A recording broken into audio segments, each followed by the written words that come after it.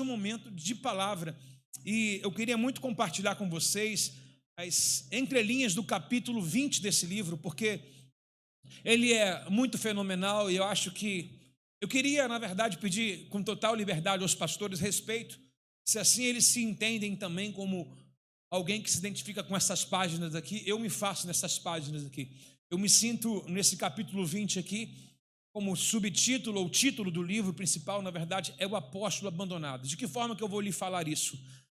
Eu acho a vida do pastor uma vida de muito abandono. De que forma que eu vou colocar isso para não dizer que eu estou sangrando? Não estou não, tá? Sou muito curado, viu? Mas pastor não pode ter muitos amigos.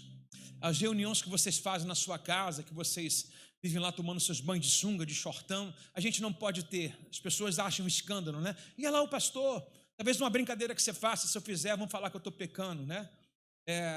Tem minha vida, todo mundo sabe que eu trabalho. Esses dias, comprei um carro para minha esposa, ela não posso postar, porque vem aqueles engraçadinhos na internet que nunca tiveram voz, agora a internet dá voz para qualquer cachorro morto, né? E aí a pessoa fala, lá, tá comprando, né? E aí ninguém conhece, ninguém respeita a tua história, entendeu? Ninguém respeita quem é você, a sua profissão que você tem, entendeu? Talvez porque muitos aí não se dão respeito também, mas nem todo mundo são muitos, né? Acho que tem que se qualificar, não podemos julgar todo mundo, né? Uma vez um meu irmão, ele parou de falar comigo há muito tempo, e porque eu defendi o evangelho, ele começou a postar algumas coisas, dizendo todo pastor ladrão. Liguei para ele e falei assim, cara, tem que respeitar a minha vida, eu não estou falando de você, respeitar a minha esposa, cara, tua cunhada, os teus sobrinhos, meus filhos. Ele, mas não estou falando de você, porque ele estava lá com uma galera que estava dando bola na internet, aí ele aproveitou. Eu falei assim, cara, nem todo pastor é ladrão. Eu falei assim para ele é cabeleireiro. Eu falei, desculpa a palavra que eu vou usar, eu falei, todo cabeleireiro é gay. Aí ele, não sou. Eu falei, assim como você se defende, eu também estou me defendendo. Nem todo cabeleireiro é gay e nem todo pastor também é ladrão. Então, umas vezes a gente se sente abandonado, sabe? Não podemos, na verdade, não nos soltar, não podemos, às vezes, ser o que vocês são. Eu entendo a Bíblia também, que às vezes ela diz muito é dado, muito é cobrado. Quer ver? Nós estamos comemorando aqui o 11º aniversário hoje. O início, a gente sabe que é na sexta-feira, dia 17, tudo bem, mas quantas pessoas já vieram, já saíram desse lugar e a gente continua aqui pregando? Vocês têm o direito de faltar, vocês têm o direito de sair. A gente não pode consultar isso. Timóteo, eles podem, você não. Então, quantas pessoas podem fazer um monte de coisa e querem, na verdade, julgar, e a gente tem uma vida meio cativa, às vezes meio solitária, de verdade, de fato. Não dá para ter muitas amizades, não dá para deixar as pessoas serem muito invasivos, né? Por exemplo, tem uma pessoa que nos ajuda, minha esposa vive refém da igreja, nós vivemos à mercê da igreja, tem uma pessoa que nos ajuda, por opção. Eu falo assim, não, bota poucos dias lá em casa, porque eu gosto do meu momento em casa. E não dá uma pessoa direto na sua casa, tira uma liberdade sua, né? Mas para qualquer outra pessoa, tanto faz. Mas a gente sim, de fato, é abandonado por muitos. A gente sorri para todos, mas nem todos sorriem para a gente, né? A gente ora pela vida de muitas pessoas, o mérito é de Jesus, tá? Mas tem os canais na terra. A Bíblia não anula o papel de um sacerdote, mas muitas pessoas são abandonadas por causa da nossa disponibilidade à vida ministerial. Mas na verdade, vem chorar com a gente quando dá crise, quando está desempregada, tudo. Mas no dia da tua alegria, a pessoa que você menos lembra é aqueles que lhe aconselharam, que lhe ajudaram. O pastor sempre será abandonado. É bíblico, irmãos. É bíblico. Se você vê a história daqueles que quiseram ajudar a Deus, sempre foi chicoteado pelo povo. Moisés tira o povo do Egito e o povo vai falar mal de Moisés. Ninguém é grato por Moisés ter ido lá. A Bíblia diz que Moisés deixou de ser chamado filho da filha de Faraó. Se você pensa que é qualquer uma vida, o Egito antigo, a maior riqueza era dos faraós. Moisés vivia num conforto. Ele deixou de ter esse conforto da vida dele para sujeitar a um povo hebreu, comer as mesmas coisas que o povo comia, passar pelos mesmos lugares, e Moisés também foi enganado, foi também traído por esse povo. Então o pastor, sim, ele tem uma vida solitária. Só não dou margem para o seguinte, pergunta para mim o quê? Pastor tomar uma vida de depressão, de ansiedade. E a margem que eu vou mostrar aqui, nós somos abandonados por todo mundo. Todo mundo aqui, meu irmão, já prometeu alguma coisa e nunca fez para a gente. Todo mundo aqui já fez assim, ó, tem uma aliança contigo, eu sou fruto fiel. Cadê vocês? É mentira. Mentira. Já, ultimamente, essa é uma frase assim, essa aqui é a minha última igreja, ou eu morro e Jesus volta. Cara, a gente ouve isso aqui direto, entendeu?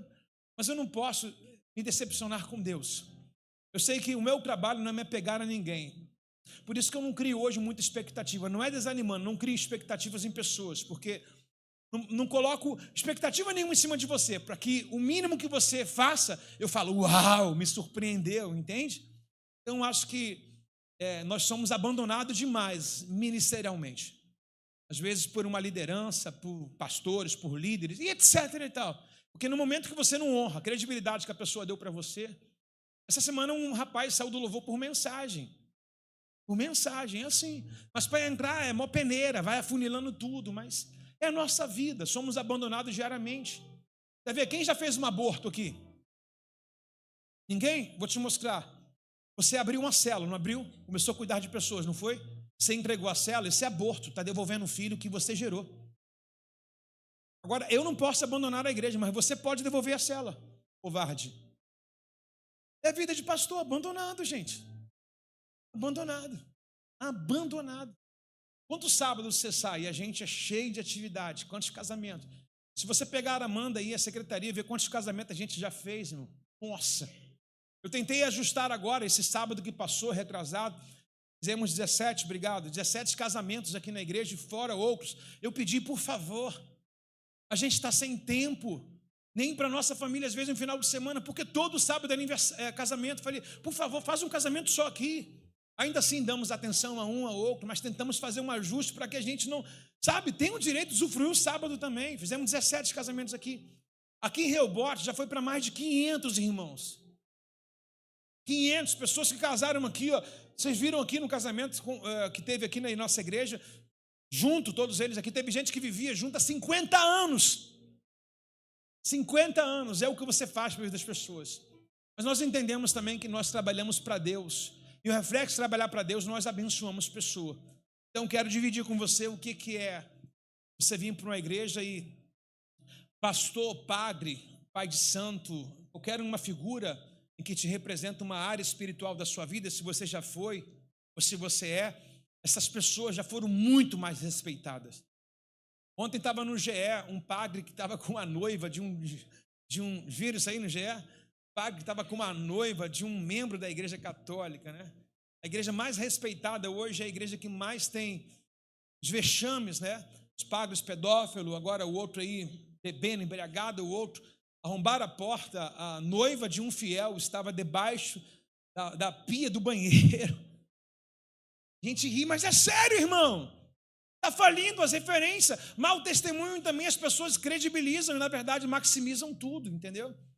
Aí você vê qualquer portinha de esquina aí, as pessoas não têm teologia, não têm uma mente boa, não têm uma educação religiosa, não têm um conceito, não têm uma cultura, não têm uma família. Aí diz ser pastor, também mancha, também entendo isso, mancha o nome. Mas acho que falta também qualificação daqueles, porque são cego guiando cego. Entendeu? Não é qualquer lugar que abre uma porta que é igreja, irmãos. Não, vou ficar numa igrejinha aqui perto da minha casa. Vai vasculhar a vida desse líder. Culpa também desse cego, ou nos cegos aí que dão voz para todo mundo quer revelação de CPF, todo mundo quer atalho para buscar as bonanças da sua vida, irmão. Bonança é pagar o preço, irmãos. Então, quando nós iremos ler o apóstolo abandonado, é o Paulo aqui em Rehoboth. Paulo, como se fosse um pastor dessa igreja aqui, não estou dizendo a mim, mas se o Paulo estivesse aqui, o que ele sentiria? Ele leria essa página para todos vocês. Por favor, tome nota, página 201, livro de Timóteo, capítulo de número 20. Qual, gente? Falta só mais um capítulo para acabar o livro, viu? O apóstolo abandonado. Paulo não temia. Quem está nos visitando hoje, nós estamos, voltar aqui, nós estamos correndo as páginas desse livro, que tem sido um livro abençoador para nossas vidas.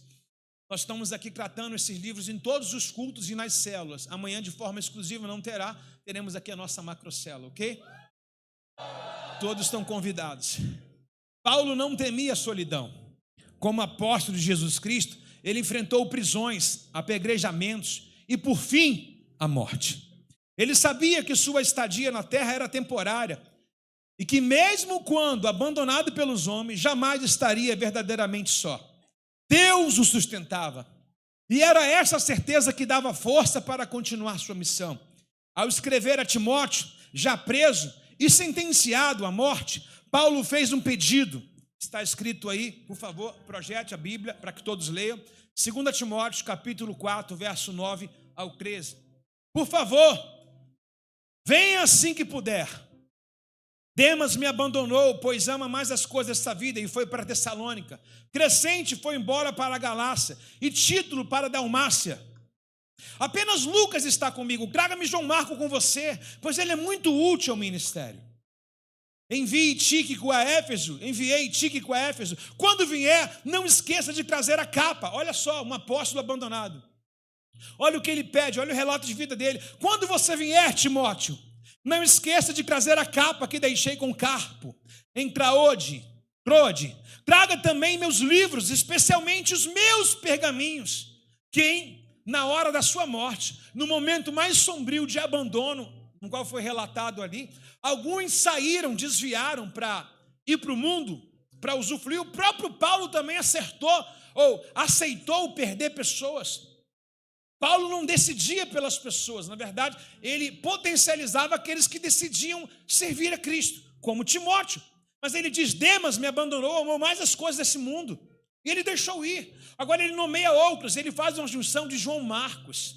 João Marcos é aquele que em Atos dos Apóstolos nos apresenta que em um certo momento, numa viagem missionária com Paulo, na primeira e na segunda, eles têm um atrito tão grande, a Bíblia diz que o desentendimento deles foi tão grande, que Barnabé pegou um e levou para um lado, e Silas pegou outro e foi para outro lado com outro. Ou seja, Barnabé pegou João Marcos e Silas pegou o Paulo.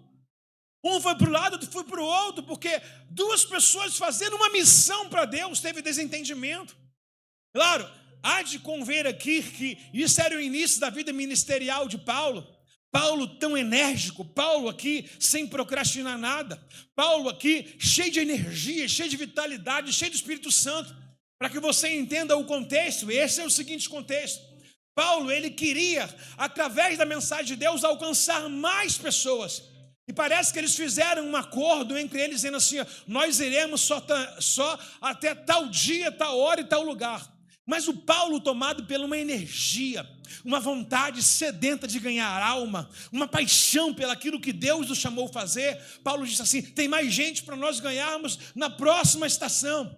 E o Marcos disse para ele assim: não, nós combinamos até aqui, e até aqui eu vou. E Paulo falou: mas Deus quer que a gente vai até ali. Mas o combinado foi até aqui. Jesus vem trazer uma razão para a gente. Se alguém te chamar para caminhar 1 milha, caminhe com ele 2.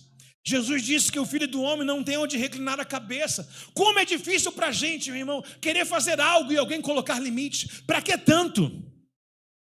Para que isso? Para que aquilo? São João Marcos, inexperiente, ainda não tem a cabeça afundada no Evangelho, ainda não tem aquilo que quer como sentido da sua vida. Toda hora tarda, está tarde demais, deixa isso para amanhã. Para que isso? E Paulo todo eletrizado, Paulo todo ajuntado pelo Espírito Santo, cheio de paixão. O Espírito Santo tem usado a vida de Paulo tremendamente. Paulo diz assim: olha, Deus está com a gente, vamos mais um pouquinho só. E João Marcos fala: não, o meu combinado foi ter aqui.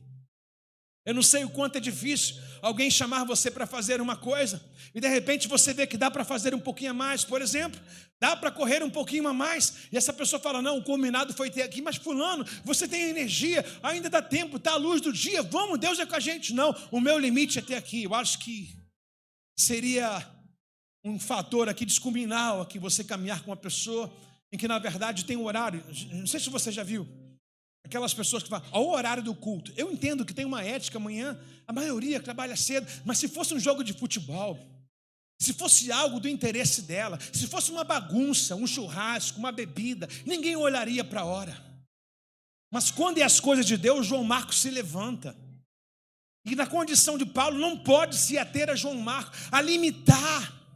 A Bíblia diz que o Espírito, ele sopra onde quer, não sabe de onde vem, não ouve a sua voz. Eu não sei se você é comum como João Marcos, que sai para ir no açougue e consegue ir no açougue e voltar. Não! Paulo, ele vai no açougue, mas Deus leva ele na padaria, depois Deus leva ele no mercado, depois Deus leva ele na casa de alguém. Ao invés de ele chegar em casa na hora do almoço, ele chega na hora da janta, e ele chega dizendo para a esposa que Deus usou a vida dele, e ela também entende. Mas como é chato colocar o Espírito Santo dentro de uma caixa! Como é difícil andar com João Marcos. Ele cumpre todo o ritual. Está errado? Não está errado. Mas também não está tão certo. Entenda. Uma vez Paulo estava pregando em Atos 20. De repente o texto diz assim: Paulo estendeu o discurso. O jovem, ai Jesus, não sei se eu mudo a palavra de repente, porque a dona Emília. O Paulo estendeu o discurso. E o jovem que estava na janela caiu adormecido. A gente sabe muito bem que a janela mostra pra gente lugares no qual eu quero ter contato. De repente eu estou no horário do culto, estou aqui. E ela parou, gente. Dona Emília, você é apaixonante. Eu estou no culto, mas eu estou preocupado com o jogo que está agora, Botafogo e Flamengo. É a janela para mim. Eu estou no culto, mas estou preocupado com o horário do trabalho amanhã. Isso não é pecado. Mas quando eu estou mergulhado na presença de Deus, eu não devo ter pressa. Porque se eu canalizo, por exemplo, se você começa a ver uma série, e você vai para o 2º capítulo, vai para o 3º capítulo, e tem que trabalhar cedo amanhã, mas é 3 horas da manhã, você fala, está muito bom, o culto deveria ser assim também para você. De repente você está vendo um jogo do seu time, de seleção, e você está lá empolgado, o jogo está aquele jogo eletrizante, poderia ser o culto também para você. Mas a Bíblia diz, aonde está o teu coração, também estará o teu tesouro. Então, se é chato para você aqui essas coisas de Deus, não queira ir para o céu, porque lá vai ter o que é chato para você aqui. Eu quero ir para o céu. Não, se você for chato aqui, lá vai ter as mesmas coisas que você não gosta aqui. É por isso que a gente tem esse ritmo assim, para quando chegar lá, não se sentir um peixe fora d'água. Eu estou falando para quem está avivado aí. Ou você está achando que lá no céu vai ser assim, Deus, eu já falei santo 10 vezes, agora eu vou embora. A Bíblia diz que os anjos ficam assim, santo, santo. Sabe por quê? Eles não têm mais hora, agora é infinito. Santo, santo, santo, santo, santo, santo. Mas você podia mergulhar nisso, mas você fica santo, santo, santo. Santo, santo, não, santo, santo é o Senhor dos Exércitos, e toda a terra está cheia da sua glória.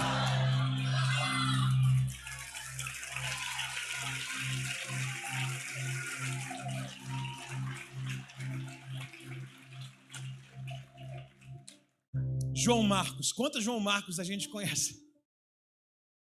Mas o interessante, pergunta para mim o quê? Passou o tempo. E parece que alguém começa a dar relato de João Marcos para Paulo. Está sabendo não? João Marcos deixou de ser menino. Ah, é? É, rapaz, teve uma experiência com Deus, foi para o encontro, foi para o reencontro. O cara agora está mergulhando na Bíblia, é? Então me traga João Marcos, porque agora ele é muito importante para mim. Dá um abraço nesse discípulo, fala assim, o nível da tua profundidade vai te levar mais próximo da tua liderança e de Jesus. Diga com mais fé, vai, o nível da tua profundidade, da tua fome, vai te levar mais próximo da tua liderança e de Jesus. Uau! Aí o Paulo diz assim, me traga João Marcos, porque ele é muito útil para mim. O cara não tinha utilidade nenhuma, deu um maior problema. Um foi para um lado e para o outro. A Bíblia diz que o desentendimento deles era tão grande. E agora Paulo diz assim, quem cresce, amadurece, dá vontade de você estar perto, né? Agora me traga ele, que ele é tão útil. Ele é tão útil. O interessante é que esse apóstolo abandonado, chamado Paulo, está numa cadeia. Nós fomos lá agora na nossa caravana em Roma. Fomos justamente no último dia de vida de Paulo. Saiu dali para ser decapitado. E ele diz assim, me traz os meus livros e os meus pergaminhos. Quantos de nós, irmãos, no momento de abandono, a gente dá lugar à depressão? Paulo ensina para a gente que prioridades devem ser colocadas em ordem na nossa vida. Primeiro, o dia da nossa tristeza, que para Paulo se transformou em uma alegria, mas ele está para morrer. Ele mostra para a gente que nesse exato momento, parece que quando tudo perdeu o sentido para a gente, Quando não tem mais esperança para a gente, a palavra de Deus ainda nos traz ânimo. E Paulo procura as escrituras para que ele seja consolado. Paulo procura a primeira condição que Deus fala contigo.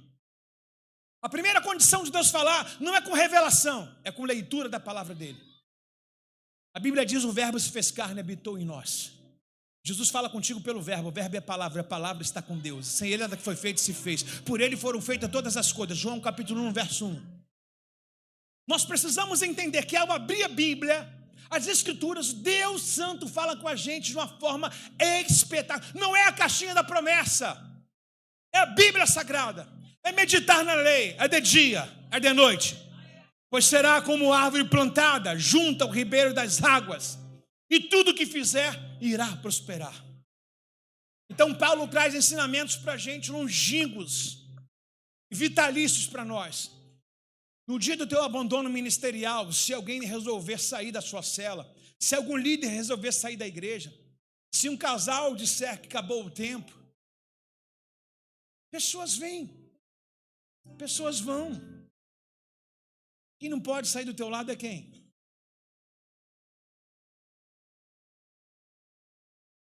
Precisamos ter uma maturidade. Uma maturidade. Alguns vão por cumprir o propósito, outros vão porque se rasparam. Quem não pode se perder é você. Resiliência sempre. Nunca experimente estar rodeado de pessoas e Deus não está com você. Experimente estar desacerbado de pessoas, ou seja, as pessoas não estão aí do seu redor, mas experimente. Quando os homens te abandonam, Deus está mais próximo de você. Mesmo diante da perspectiva, página 202, da morte, segundo o primeiro parágrafo, Paulo pediu aos seus livros: quem em uma prisão, guardado para execução, pensaria em livros, irmãos? Quem pensaria em livros? Qual é a última coisa que alguém no leito de CTI queria, irmãos? A pessoa, um paciente terminal no leito de CTI, de UTI, ele vai e diz para o enfermeiro: por favor, traga minha Bíblia. Isso é alguém muito espiritual. Isso é alguém muito espiritual. Alguém em fase terminal, irmão, pedir a Bíblia, alguém que quer estar próximo de Deus. Então Paulo, ele pede os seus livros. Quem faria isso? Esse detalhe nos ensina algo poderoso. Nos momentos de angústia, em vez de fugir, nos isolarmos, devemos nos aprofundarmos mais na palavra de Deus. Ela nos alimenta e fortalece, trazendo clareza e direção. A história de Elias reforça essa ideia também, segundo parágrafo. Após derrotar os profetas de Baal, Elias recebeu uma ameaça de morte da rainha Jezabel. E tomado de um medo, ele fugiu para o deserto. Ali, pediu a Deus que tirasse a sua vida. Deus, tira a minha vida! Pois se sentia sozinho, sem força. No entanto, Deus enviou um anjo para alimentá-lo e sustentá-lo. Com a força daquela comida, ele caminhou 40 dias e 40 noites até o monte Horebe, o monte de Deus. Ao se refugiar em uma caverna, Deus perguntou: o que fazes aqui, Elias? Olha para a pessoa do seu lado e fala: você deve estar em algum lugar isolado em que Deus não quer. Talvez você está aqui, mas pensamento em outro lugar, isolado em outro lugar. Deus mandou ele com aquela comida, mas não para ele entrar na caverna. Quando Deus chega na entrada da caverna e fala: o que fazes aqui? Dá a entender: eu mandei você vir para cá, mas não entrar nessa caverna. Quantos de nós, irmão, por ameaças estamos nos escondendo? Quantos de nós estamos escondendo daquilo que nós somos, daquilo que Deus quer que nós sejamos? Quantos de nós estamos escondidos, irmãos, daquilo que Deus manda a gente fazer? E Deus bate na caverna de Elias. Olha que interessante, o texto diz em 1 Reis, capítulo 19, verso 10, por favor. 1 Reis 19, obrigado, Marco. Ele respondeu: tenho servido com zelo. Deus pergunta: o que fazes aqui? Ele falou assim: olha, tenho servido com zelo, ó Senhor dos exércitos. Contudo, os israelitas quebraram aliança contigo, derrubaram teus altares, mataram todos os teus profetas. Eu sou o único que restou, e agora também procura me matar. Saia, ponha-te diante de mim no monte, disse o Senhor. Então Elias estava ali, e o Senhor passou em um forte vendaval, atingindo os montes. Era tão intenso que as pedras se soltavam dos montes diante do Senhor, mas o Senhor não estava naquele vento. Depois o vento houve um terremoto, mas o Senhor não estava no terremoto. Depois do terremoto houve fogo, mas o Senhor não estava naquele fogo. Quantos de nós, irmãos, estamos no nosso momento deprê, nosso momento de isolamento, de descontentamento, provido de algumas ameaças, ineficiências, talvez a falta de resultado, ou o resultado que você não esperava, você quer se isolar. Aí você está dizendo assim, Deus fala comigo, você procura Deus no fogo, já pensou? Aquele culto, aquela agitação, você fala, gente, estou me sentindo um peixe fora d'água, Deus não está. Quem não queria ver Deus num fenômeno? Quem não queria ver a terra estremecer e você fala, caramba, Deus está aqui, olha o terremoto de Deus, eita glória! Quem não queria sentir Deus num vento forte? A Bíblia diz que o vento batia nos penhascos, que quebrava até as pedras mais fortificadas. Só que Deus não está lá. Sabe o que eu aprendo sobre esses 3 fenômenos? Que Deus não vai se manifestar para a plateia. Deus não é palhaço. Deus vai se manifestar no seu íntimo, no seu coração. E o texto diz, e depois do fogo veio um suave sussurro. Não sei se você que é casado, mas você sabe que quando o marido levanta a voz, a esposa levanta a voz, dá ruim. Dá um, dá ruim. E Deus não vai gritar porque você está gritando. Deus, me ajuda aqui! Deus foi para Elias um sussurro. Sabe o que é sussurro? É Deus ter o endereço do meu coração, o endereço da minha alma. Como eu falei para vocês, conhece a minha tia? Tia quieta. Conhece a minha outra tia? A tia calma. Nós estamos na agitação, correndo de um lado para o outro. É arriscado ter gente que vai sair desse culto, vai procurar uma vigília ainda, atrás de resposta, correndo atrás do vento. Quem sabe Deus possa trabalhar no seu descanso. E Ele manda dizer para a gente, aquietai-vos, sabeis que eu sou o Senhor. Aí Deus não falou no fenômeno do fogo, o culto do fogo. Uau! Todo mundo gosta, mas tem momento para isso. Tem momento, irmão, que a música não tem que ser a música de batida. A música às vezes tem que ser aquela da Nívia Soares bem antiga. Lara, lara, lara, lara, lara, te abraçar. Lara, lara, lara, lara. Lara, lara, lara. Você consegue, meus irmãos, entender o que eu estou dizendo? Não estou romantizando, mas estou dando acesso ao Senhor para ter acesso às nossas vidas, sabe? Jesus entrou na casa de Marta e de Maria, diga amém. Quem estava agitada? Quem estava agitada? Fogo, vento. Fogo, vento, água, capitão planeta. Quem estava no silêncio, no sussurro?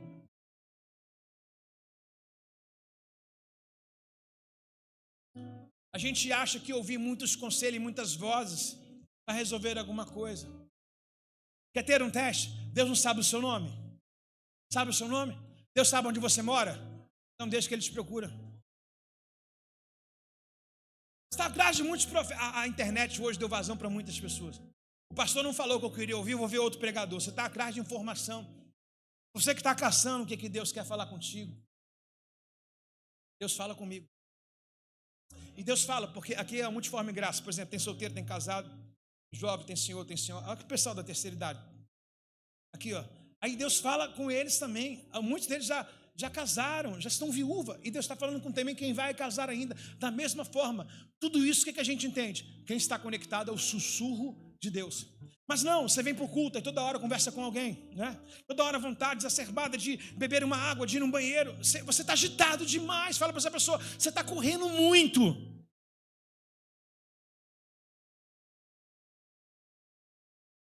Está correndo muito. Eu aprendi uma coisa uma vez, não sei se tem algum mecânico aí que pode me confirmar. Mas uma vez eu estava com um conflito num carro, resolveu, tá? Não sei se foi minha fé ou se era verdade o negócio. Mas o cara falou assim, para tirar esse conflito aí você faz o seguinte, tira os bornes da bateria. Às vezes a gente está ligado na bateria e o módulo não consegue ter uma informação. Ele falou, tira os bornes da bateria. Depois quando você conecta, o carro liga tudo, o módulo ele se reprograma, faz uma leitura. Alguém pode confirmar isso aí? Se era errado, para mim deu certo. Foi a minha fé ou foi o aparelho? Às vezes é assim, não, porque eu estou muito conectado. Tá? Irmão, você está perdido. Então Elias mostra para a gente que fazer tudo também às vezes não é fazer nada. De repente é fazer um pouco, mas fazer da forma correta. Está comigo aí, não? Fala assim, sussurrar. Lembra do louvor da saudosa Ludmila? Alta madrugada vem, já estou cansada, mas ouço Deus me chamar. Sua voz doce e suave, como um sussurro, ouço Deus me chamar. Na hora do descanso, aquietou, apagou? Agora eu vou falar contigo. A gente está na corrida do dia a dia, né? Aquela agitação que só. Está comigo aí, não? Devia estar com quem? Então o que dá para a gente essa voz calma, esse sussurrar? Acalmar a mente e o coração. Você já reparou que você já acorda com um monte de informação? A sua rede social é o que mais polui, a nossa rede social é o que mais polui a gente. Está com informação que nem a gente, é do outro estado, a gente está pegando essa informação. Aí você liga uma televisão, o Tínio Júnior fala até você não comprar carro. Você está com dinheiro para comprar um carro e na agência o Tínio Júnior, assalto, Rio de Janeiro, tal, não sei o quê. Fala, vou comprar mais nada não. Vou nem sair de casa, né? Um monte de informação que não agrega nada. Vigilância sempre. Mas espera aí. Até quando essas informações me fazem bem? Daqui a pouco você está estressado, cheio de depressão, ansiedade, devido à tamanha informação que tem na sua vida. Está comigo aí, não? Então essa parte do sussurro é Deus tomar a nossa mente e coração. Põe a mão na sua cabeça, por favor. Diga assim, Deus, sussurra na minha mente. Agora põe a mão no seu coração. Você está batendo? Tá? Deus, sussurra no meu coração. Pronto. Fala para o irmão do seu lado, Deus sabe onde você mora. Ele pode ir lá se ele quiser.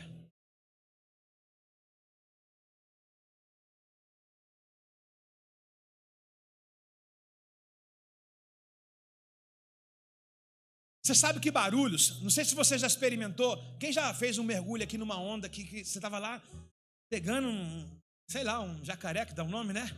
Aquele negocinho lá que você vai, aí de repente vem uma série muito grande, aí você sabe que aquela série vai batendo na sua cabeça, vai te arrebentar, não tá, Ana?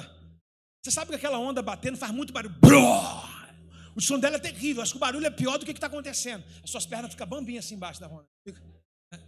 Mas você já experimentou você mergulhar debaixo dessa onda? É o que o mar faz para a gente. Nós fomos agora nessa caravana, mergulhamos lá no Mar Vermelho. Tem gente indo embora, o culto não acabou. Fulano, sua mãe te espera lá fora. Já foi na matinê, já? Na Baby House?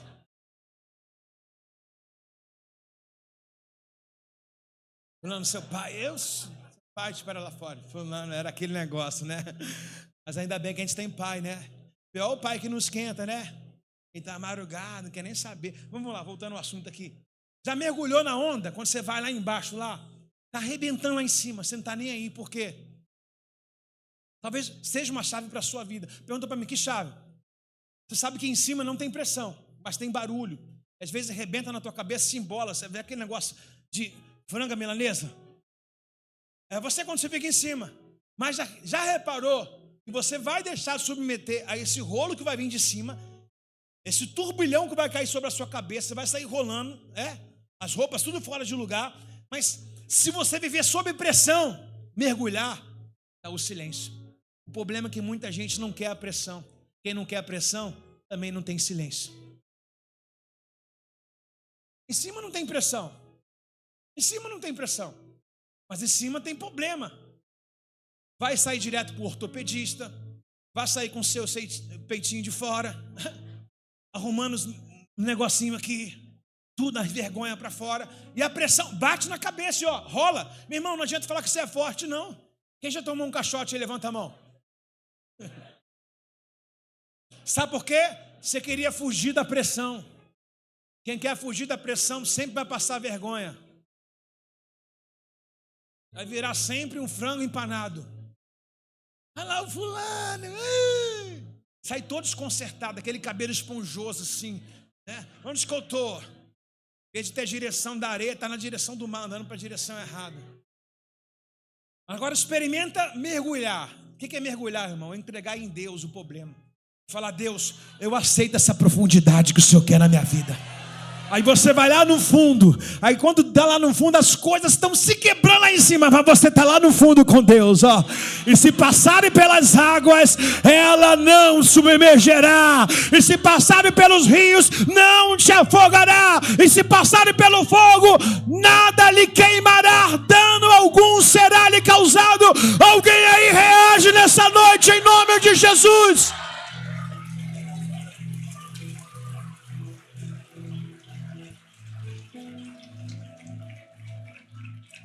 É muito bonito, é muito bonito. Uma igreja linda, uma célula que rompe, um ministério como esse. Todo mundo fala, o que faz em Rehobote para crescer? Vem passar a pressão que a gente passa.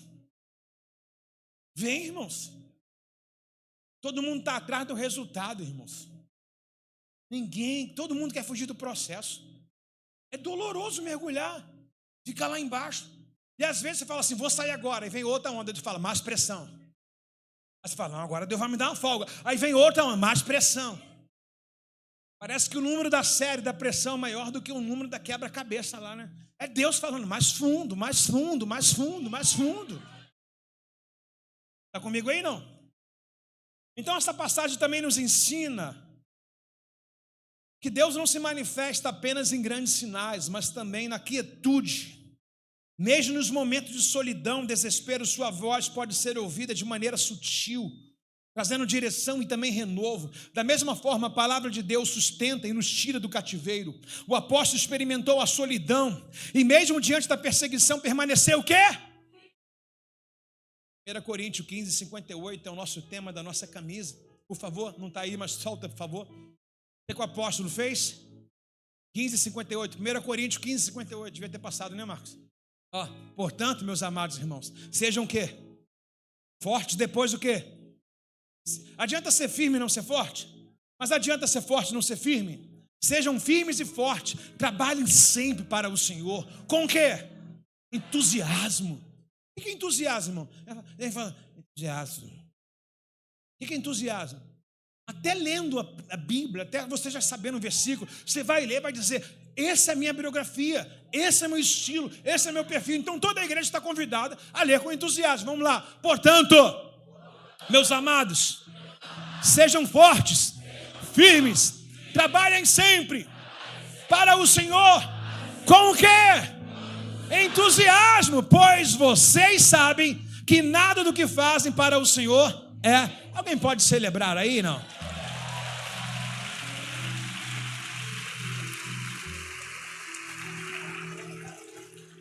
Talvez você está aqui hoje dizendo assim, pastor, até falando, mas você não sabe como é que eu estou aqui, estou todo arrebentado. Mas olha só, abatido, mas não destruído.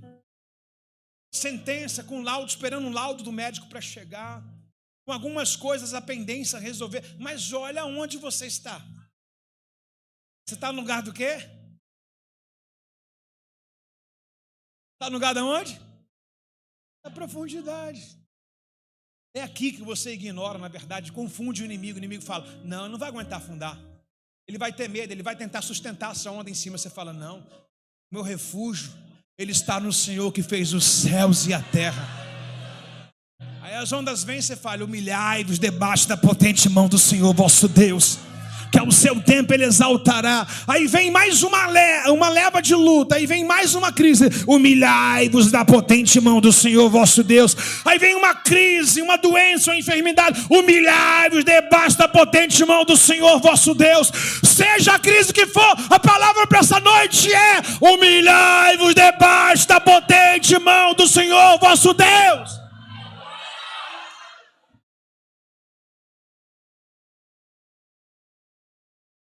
Na primeira vez que ele foi levado, Timóteo 4, 2 Timóteo 4,16. Na primeira vez que ele foi levado perante o juiz, ninguém o acompanhou. Uau! Na vida daquele que tem uma chamada, uma empresa, um ministério, às vezes você vai contar com pessoas, mas ninguém vai aparecer. É como se no dia da inauguração todo mundo falasse, não, eu vou estar lá, mas ninguém foi. Mas você deve prestar atenção que existe uma presença lá que não é corpórea. Existe uma presença lá nessa inauguração, no nascimento, que não é distribuída em pessoas, não está ocupando espaço físico, mas é uma presença do Espírito. Então olha o que Paulo diz para a gente: na primeira vez que eu fui levado perante o juiz, ninguém me acompanhou. Quantos discípulos Paulo fez? Milhares. Todos me abandonaram. Que isso não seja cobrado deles, mas o Senhor permaneceu ao meu. Os homens não fazem, os homens não estão, mas Deus está. E sabe, uma das coisas que a gente se perde sentido da vida, é quando a gente espera em pessoas. Por exemplo, por que você saiu da igreja? Porque ninguém me procurou. Você deixou de perceber Deus estava lá? Que a Bíblia diz que Deus é Deus dos órfãos, quem não tem pai. Deus é Deus das viúvas, quem perderam o marido. Deus é Deus dos desamparados, aqueles que foram esquecidos. Os irmãos de Davi estavam celebrando lá na casa. O profeta veio visitar a gente. Mas foi Deus que estava lá. Quando Davi estava cantando o Salmo 23, o Senhor é meu pastor e nada me faltará. Davi não deixou as mazelas da ineficiência da família. Imagina ele chegar naquela casa, da reunião do profeta, ele poderia colocar dentro dele uma síndrome da rejeição. Se reuniu aqui, ainda mais quando ele soube a história. O que ele soube a história? Ele soube a história realmente contada, em que o pai tentou mostrar todos os filhos e ele não foi mostrado. Davi poderia colocar para si uma pedra no coração, contra o pai, contra os irmãos, até contra Deus. Mas não, Davi não leva culpa, sentimento, porque no vazio, na solidão com as ovelhas, Deus estava lá com ele. Ele não estava querendo se propagar, se mostrar para homens. Quando ele chega naquela casa, o óleo desce para ele. A gente precisa entender que Deus se revela na nossa intimidade. Quem se apresenta em público é palhaço, mais uma vez, viu? O artista. Se você é um tipo da esposa ou do marido que só beija a esposa na frente dos outros, seu marido ou sua esposa tem que ser beijado no íntimo, onde ninguém está vendo. Aí você na frente de todo mundo vai lá e dá um beijinho. Aí quando chega em casa não beija. Quando chega no secreto não beija.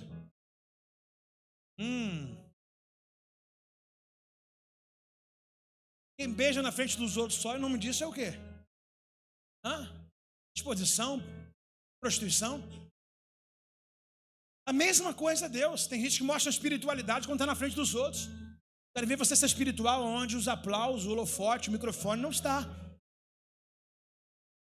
Essa que é uma vida espiritual, onde ninguém te vê, mas os olhos do Senhor estão sobre toda a terra, contemplando os bons e os maus. Lugar da nossa intimidade. Não adianta chamar 10 para ir para o monte, aí lá você dá uma de espiritual. Vai sozinho, Deus quer falar contigo. Mas você leva 20, 50 porque você quer ser espiritual na frente de todo mundo, né? Volta lá para o secreto. Volta lá para o teu quarto. Fecha a tua porta. Ora teu pai que está em oculto, e oculto ele te responderá. Porque hoje a gente quer isso aqui, ó. A gente quer plateia. Talvez você está aqui, para mim é o maior desafio estar falando com vocês. É porque eu já descongelei. Mas tem gente que fala assim: um dia eu vou pregar para a multidão. Prega no espelho, irmão. Prega para um no trem. Prega no trabalho para uma pessoa. Salva uma vida pelo menos.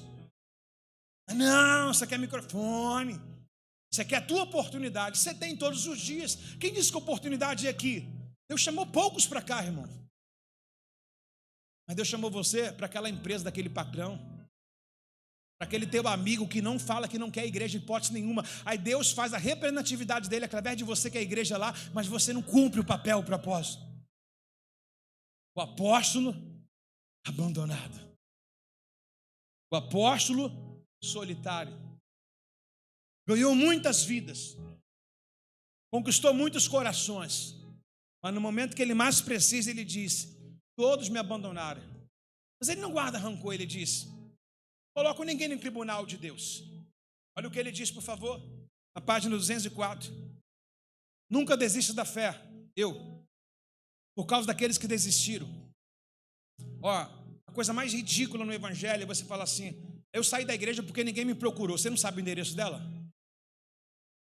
Quem tem interesse em ser salvo? Não, porque eu precisava de ajuda. Você vai para o trabalho sozinho. Você vai para a escola sozinho, não sabe? As tuas pernas perderam o caminho da igreja. Não terceirize aquilo que é para você fazer. Ninguém vai oferecer sacrifício por você. Esse negócio de falar assim, ora por mim lá, e acabou. Ora você, quem tem boca é você. Bota meu nome lá, não vai funcionar, isso é campanha. Vem você pagar o preço. Vem você colocar o rosto no pó, joelho no chão. É você que Deus quer falar. E a gente vive num ecossistema, não tem um tempo, a vida é muito corrida. Lê Jó 33. Cuidado com uma cama, com a enfermidade que Deus pode parar para ter acesso a você. Jó 33 diz que Deus quer ter acesso a gente não faz, ele faz o quê? Alguns ele coloca no leito de hospital, no leito de enfermidade, porque só assim que vai parar. Aí no dia fala, ai meu Deus. Então meu irmão, antes que o mal chegue, busque antes. Não espere o mal acontecer para você consertar. Evite o mal chegar na sua casa. Está comigo aí não? Está comigo aí não, família? Nunca desista da fé por causa daqueles que distraíram ou desistiram. Nossa esperança está não nas pessoas, mas em quem? Combater um bom combate e terminar significa enfrentar oposições, mas permanecer o quê? Inabaláveis. Você está lendo um livro de autoria de um Paulo, gente.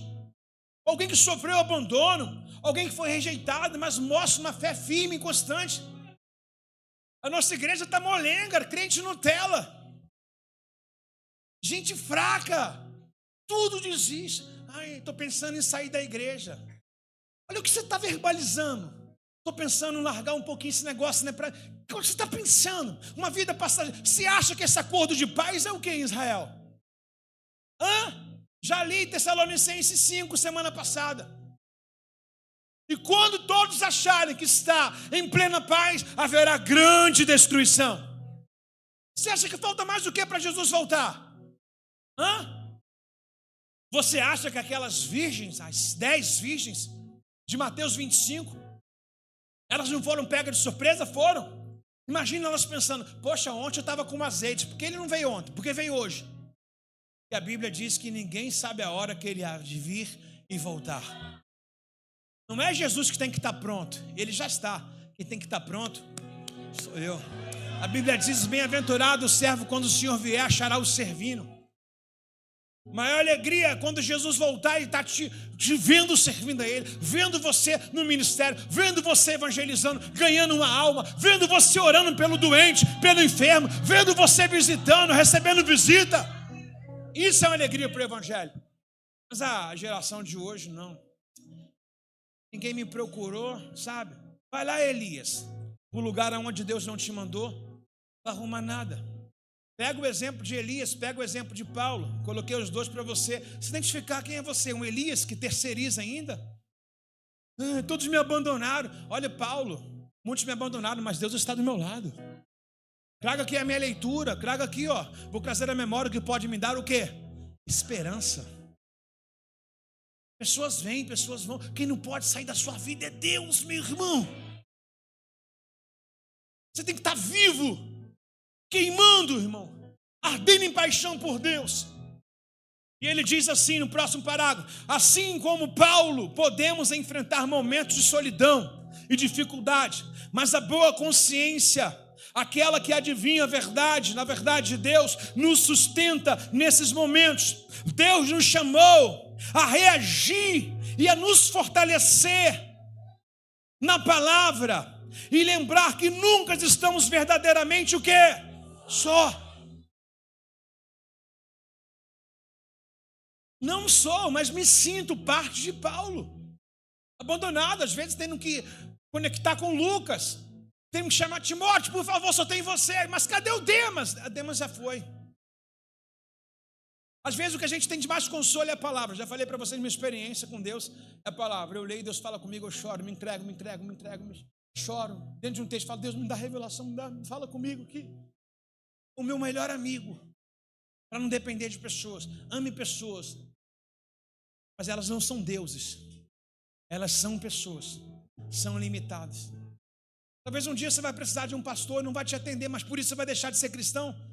Então você tinha um bezerro de ouro, você não tinha Deus. Porque o líder não te mandou mensagem quando você estava doente. Eu vou sair dessa cela. Fraco! Fraco! Crente fraco! Crente fraco! Tudo é mimizento. Nós precisamos, irmãos, temos tudo para ser a melhor geração, mas somos a pior. Você falou, pô, pastor, é festa, fala uma coisa legal para a gente. Estou falando, gente. Que coisa legal é essa, gente? Isso que é ser festa, ser verdadeiro. A pessoa, festa, você está brigado com a esposa. Não, hoje a gente não vai brigar porque hoje tem festa, vai ter visitante aqui. No outro dia vocês caem no pau de novo. Não. Seja autêntico, irmão. Está comigo aí? Não. Olha para o crente frouxo do teu lado. Não faço, não. Olha para o crente que poderia ser melhor do teu lado, mas que arruma desculpa para tudo. Daqui a um tempo a igreja vai ser longe para ele. A igreja vai mudar de lugar, né? Pastor, porque eu estou saindo, porque tem uma igreja perto da minha casa. Você não quer a igreja perto da sua casa, você quer conforto.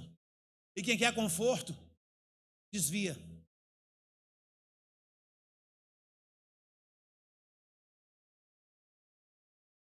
Hebreus 10, 39.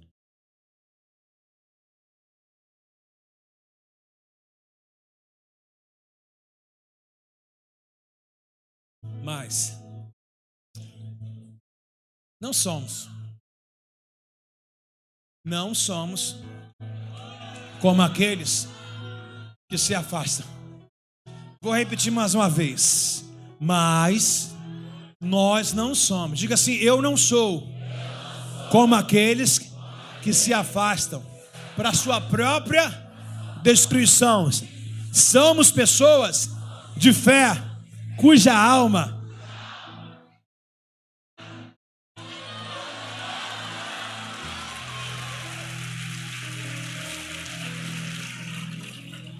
firmes, constantes, superabundantes na obra do Senhor. A semana recebi, parece até que eles combinaram, mas um monte de mensagem de muita gente falando, nossa pastor, olha aqui o 5º aniversário, o 40º aniversário, o 4º aniversário, falando de 40 já, o 7º aniversário, o 8º aniversário aqui da Rehoboth, mostrando fotos de quem estava com a gente, a igreja tomando forma. Eu vou ficar com essa memória aqui do 11º. Só quero trazer à memória o que pode me dar esperança. E a minha esperança hoje é você, com esse neném aqui no colo, cultuando ao Senhor. A minha esperança hoje são as nossas vovós aqui, a Dona Emília, as demais irmãs aqui. Poderia estar colocando horário noturno para dormir. A Dona Ilma teve o seu carro agora furtado recentemente. Não sei nem como é que ela está vindo para a igreja. Mas numa reda-pé está aqui. Pessoas que moram longe da igreja, 25 km, 20 km da igreja, estão aqui. Essa é uma memória para ser guardada. Essa é uma memória para ser vivenciada. Quem vive de passado é museu. Então nós iremos hoje atualizar a nossa foto. E quem está nela aqui? Mais uma vez, quem está nela aqui? Então você vai se colocar de pé lendo esse texto. Assim que você estiver de pé, desocupa as suas mãos, por favor. Ponha tudo na sua cadeira. Tudo na sua cadeira. Tudo na sua cadeira. No 3, vamos lá? 1. Preparado aí, não? Pessoal, notícia boa, tá? As camisas que vocês não ganharam ainda acabaram de chegar, viu? Então, enquanto eu vou estar lá atrás, fazendo um rabisco, você vai lá e pega a sua camisa. Olha que linda, gente. Olha que linda, gente. 1, 2, 3.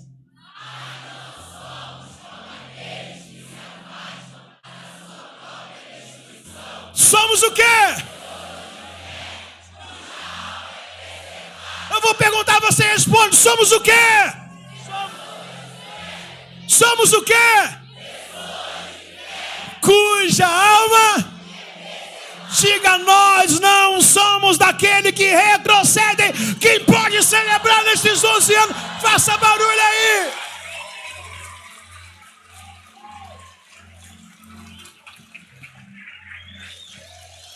Dá a mão a essa pessoa para você orar com ela agora, por favor.